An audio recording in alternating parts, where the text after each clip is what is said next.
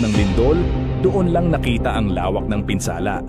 658 na bahay durog, 4,355 sira. Mga simbahan, gumuho. Ang Provincial Hospital sa Bugo, sobrang sira kaya sa labas na ginagamot ang mga pasyente. Mga kalsada, sarado. 2 seaport, tigil operasyon. Walang makapasok na tulong, pati daanan ng mga sasakyan na sira rin. Ang kabuuang pinsala, 3 bilyong piso, halos 60 milyon dolyar. Naglaho sa loob lang ng kalahating minuto. Pero sa gitna ng kaguluhan, mga estudyante mula sa University of Cebu ang kumilos. Nakita nila ang mabagal na tulong ng gobyerno. Kaya gumawa sila ng simple web app. Doon, pwedeng ipin ng mga biktima kung nasaan sila at anong kailangan nila. Tubig, pagkain, gamot, o saklolo. Kita agad ng mga volunteer ang mapa, kaya diretso silang pumunta.